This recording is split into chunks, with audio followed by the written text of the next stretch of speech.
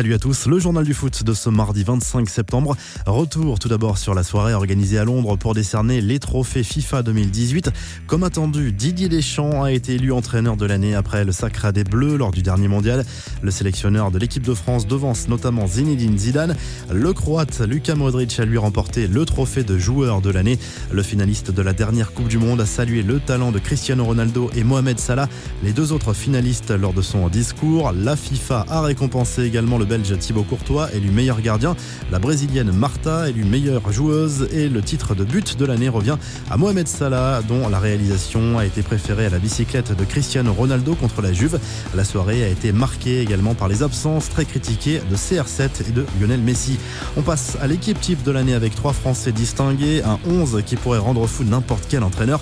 Derrea dans les buts, une défense à 4 avec le Français Raphaël Varane notamment dans l'axe aux côtés de Sergio Ramos, les Brésiliens Marcelo et Dani Alves sur les côtés.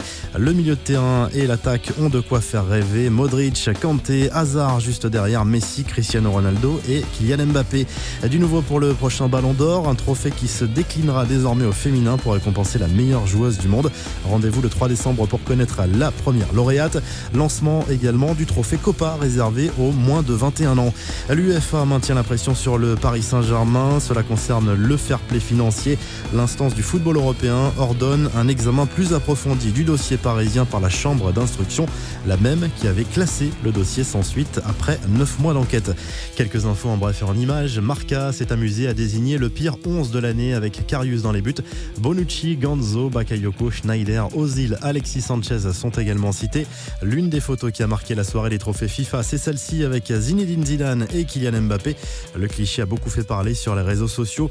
En plus d'être dans l'équipe FIFA de l'année, le Parisien a été élu joueur du mois d'août en Ligue 1. David Derrea, lui, a publié une photo sur Instagram en demandant à ses détracteurs de se taire alors que certains s'insurgent de sa présence dans le 11 FIFA de l'année. La famille Neymar a sorti un jeu vidéo sur mobile. La star du PSG y donne des conseils tactiques tandis que son père sera votre agent. Si vous voulez tester, le jeu s'appelle Match MVP Neymar Junior. Enfin, les propriétaires d'une crêperie bretonne se souviendront encore longtemps de la pause déjeuner du président parisien Nasser El Khelaifi en personne. Enfin, la revue de presse, on retrouve N'Golo Kanté et son sourire légendaire en une de France Football qui est allé sonder ceux qui connaissent bien le joueur de Chelsea pour comprendre pourquoi il fait tant l'unanimité sur le terrain et dans le vestiaire. En Italie, Tuttosport lâche une petite bombe concernant le mercato en affirmant que Paul Pogba aurait choisi de revenir à la Juve en 2019. Et puis en Espagne, AS félicite Luka Modric pour son trophée FIFA de joueur de l'année. Vous retrouvez toute l'actu foot sur topmercato.com et à demain pour un nouveau journal du foot.